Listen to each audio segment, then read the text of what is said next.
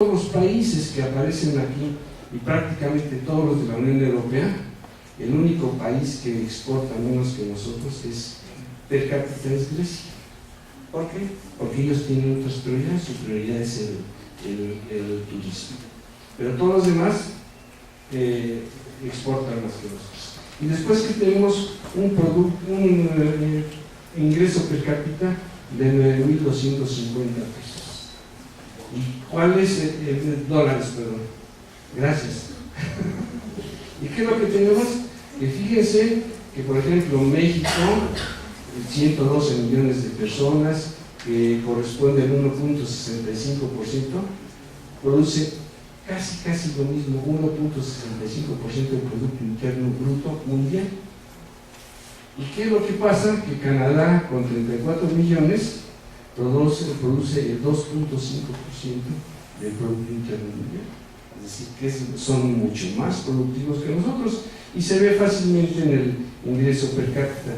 El ingreso per cápita de Canadá es $46,000, de Estados Unidos $47,000, y después vemos que todos los países de la Unión Europea están muy por encima de nosotros, inclusive Luxemburgo, que es el segundo país con ingreso per cápita más alto, tiene un ingreso per cápita de $108,000 al año, casi $10,000 mensuales, que corresponde a lo que nosotros percibimos en un año. Entonces, ¿qué es lo que estamos viendo?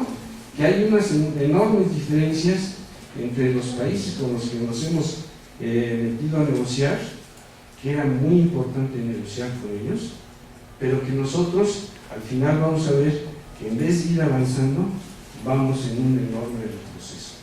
Pasamos a la siguiente, por favor. Entonces, ¿qué es lo que pasó? Pues que todos los países, viendo que el comercio era muy importante, pues se dedicaron a producir y a orientarse al mercado exterior.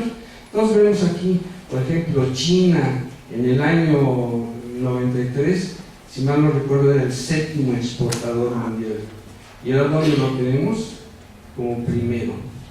Después Estados Unidos era el principal exportador, y ahora lo tenemos en segundo. Después Alemania ha estado entre el segundo y el tercero y el primero. Pero ¿qué pasa después con México? Que México en el año 2001 era el número 12 como país exportador. ¿Y ahora dónde estamos? Estamos en el 15. ¿Y quiénes lo superaron en el periodo? Corea, Rusia y Singapur. ¿Y qué es lo que vemos? Bueno, ¿por qué es esa tendencia? Si en el año 93 éramos el 17º país exportador. Es decir, progresamos enormemente del 93 al 2001, pero del 2001 al 2010 hemos retrocedido 3 lugares en el concierto mundial. ¿Y qué es lo que ha pasado? Pues que de manejar el 2.58% de las exportaciones mundiales en el 2001, en el 2010 ya nada más exportamos el 1.96%. Es decir, vemos cifras que no son muy halagadoras. Y entonces pasamos a la siguiente. Entonces, ¿qué es lo que pasa? Aquí vemos que en el 2010 llegamos a exportar $308,000 millones. Pero ¿qué es lo que pasa? Que 156,000 son de insumos extranjeros que importamos para producir en nuestro país. Entonces, ¿qué es lo que pasa? Que nuestra exportación real en el año 2000 fueron $152,000 millones, que correspondió a un valor agregado de únicamente $1,355 per cápita. ¿Y qué es lo que pasa? Que, por ejemplo, Singapur, con 5 millones de personas, exporta $182,726 millones. Es decir, su valor agregado es enorme, es mayor, pero si lo medimos per cápita, son $35,000 per cápita contra $1,355. Es decir, ellos prácticamente exportan 20 veces más que cada uno de nosotros. ¿Y qué es lo que pasa? Pues aquí nos vemos con una exportación per cápita y ya no somos el 14º país exportador, somos el 27º. Y Singapur ya no es el 13º, sino ahora es el 23º. Pero ¿qué es lo que pasa? Que su valor agregado es enorme. Si medimos esto en el contexto mundial, vamos a ver que Singapur se mantiene como el quinto exportador per cápita y México desciende hasta el 83. Pasamos a la siguiente. ¿Qué es lo que nos motivó a participar en el concierto internacional? Pues simplemente ejemplos muy exitosos. La Comunidad Económica Europea inició en el año de 1958 un proceso de integración. ¿Y qué es lo que vemos? Que actualmente es la Unión Europea y es una integración económica casi total en la que sus miembros todos gozan de enorme bienestar. ¿Qué más teníamos como referencia de antecedentes internacionales? Pues la Cuenca del Pacífico, el Grupo Andino y una amenaza que era para nosotros muy importante, que los países de Europa del Este se estaban integrando y más bien querían integrarse a la Unión Europea. ¿Y qué iba a pasar con ellos? Que se iban a convertir en competidores. Para nosotros el más importante de estos era el Acuerdo de Libre Comercio entre Canadá y Estados Unidos en 1989. Muchos dicen que este acuerdo que nosotros firmamos con Canadá y Estados Unidos fue una presión enorme de Estados Unidos, pero no. Aquí vemos que es un ejemplo claro de un proceso de integración y que al irse integrando bloques nosotros no podemos permanecer fuera de alguno. Sobre todo aquí, en este caso, Estados Unidos invitó a México a participar en un acuerdo de libre comercio y Canadá inteligentemente dijo no puede ser que Estados Unidos tenga un tratado con Canadá y otro con México. Debemos de tener un tratado trilateral. ¿Por qué? Porque vamos a ver después. Estados Unidos es el principal país receptor de inversión extranjera y al ser el único que tuviera ingreso fácil a Canadá y ingreso fácil a México, se concentraría más la inversión. Entonces, ¿qué se determinó? Los mexicanos y los canadienses estuvimos de acuerdo en que fuera un tratado trilateral de libre comercio. Pasamos a la siguiente. ¿Qué era lo que queríamos? Bueno, o cómo se inscribía. ¿En qué se inscribía este proceso de apertura y de firma del Tratado de Libre Comercio? Pues simplemente que México había quedado como un ente aislado y que las empresas mexicanas se convertían en poco competitivas porque tenían un mercado interno cerrado. No tenían competencia, producían como querían, entregaban como querían y cobraban lo que querían. Entonces se determinó que era importante la internacionalización de la industria mexicana mediante su adecuada inserción en el proceso globalizador. Es decir, que nosotros pudiéramos acceder a otros mercados y que nosotros pudiéramos comprar bienes de otros mercados que nosotros producíamos con precios excesivos, entonces que el consumidor se beneficiara.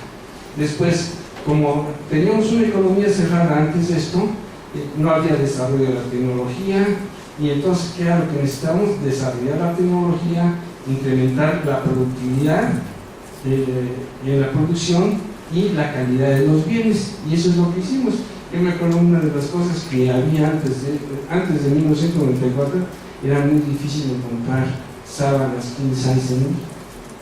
¿Por qué? Porque los textileros mexicanos nunca invirtieron en maquinaria para producir sábanas king size, entonces nos teníamos que conformar con las queen size. Entonces íbamos a tener uso de tecnologías, íbamos a poder cumplir con estándares y especificaciones a nivel internacional, incluyendo normas relativas al medio ambiente. Después vamos a ver que en el Tratado de Libre Comercio especialmente se hace referencia a este inciso. Después, ¿qué más íbamos a tener? Desregulación de sectores. ¿Por qué? Porque al desregular los sectores iba a haber una mayor competencia interna, se iba a hacer más eficiente el mercado, se iba a aumentar el potencial de la planta productiva y de la inversión privada. Pasamos a la siguiente, por favor. Y íbamos a promover las exportaciones. ¿Por qué? Porque realmente nosotros éramos un país monoexportador. Fundamentalmente exportábamos petróleo, que constituía el 70% del valor de nuestras exportaciones. Y lo que más nos interesaba era el fortalecimiento del mercado interno y mejorar el nivel de vida de la población. Entonces, todos los países, sin excepción, quieren esto. ¿Y por qué nos habla de recuperación del poder de compra? Porque fíjense que de 1930 a 1970, México fue el país que más creció a un promedio anual de 6%. Y casualmente, en el año de 1985, fue el año en que mayor nivel de vida tuvimos los mexicanos. Midiéndolo desde 1952 hasta 1985, el nivel de vida de un mexicano, teniendo como referencia el salario mínimo, era de 254. Y para que se asusten, actualmente el nivel de vida de los mexicanos el año pasado, teniendo como referencia el año de 1952, es de 67%. Entonces, pasamos a lo siguiente. ¿Qué es lo que se hizo? Pues hubo reformas relativas a la desregulación, porque autotransporte federal. Antes era imposible que una persona llevara, por decir algo, un retrete de aquí a Acapulco en su coche. ¿Por qué? Porque el transporte estaba concesionado entre México y Acapulco. Inclusive Bimbo podía enviar pan a Acapulco, pero tenía que regresar vacío. ¿Por qué? Porque nada más se le permitía transportar pan. Entonces, ¿qué era lo que pasaba? Que el señor, cuando llevaba su pan, muy bien, pero cuando regresaba no podía traer pan, no podía traer otra cosa que no fuera pan. Entonces, ¿qué era lo que teníamos? Un flete falso, que quiere decir que costaba el doble el flete para un producto. Se manejó una reforma en patentes y marcas, las reformas al artículo 27 constitucional, que permitió que los ejidatarios tuvieran una personalidad jurídica y pudieran contratar con personas a fin de establecer mecanismos de producción. Empezamos a trabajar también la cogeneración y autoabastecimiento de la energía eléctrica. Ustedes saben que la energía eléctrica es una de las más caras, o por lo menos más cara que Estados Unidos.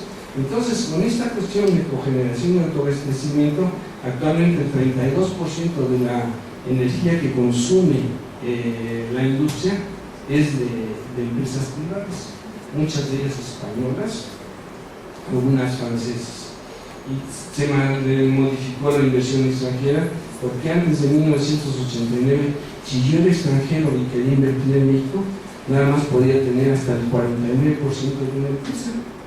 Entonces, ¿qué es lo que pasó? Lo que pasó, que aquí se modificó y actualmente vemos que los extranjeros pueden participar en muchísimas empresas y que en algún caso nos excedimos. Por ejemplo, en el sector bancario, que en el Tratado de Libre Comercio de América del Norte se preveía que únicamente el 25% iba a poder ser extranjero, actualmente es extranjero en un 82%.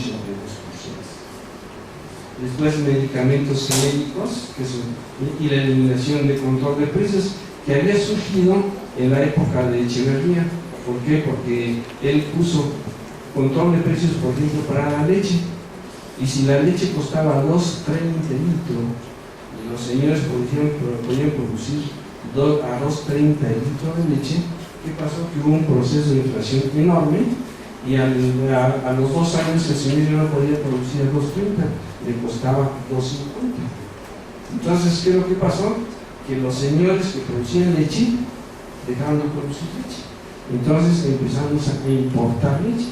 Actualmente importamos 5 millones de litros de leche diarios. Entonces pasamos a la siguiente. Entonces esas reformas fueron realmente muy importantes, y hacia el exterior también tuvimos un proceso de desregulación.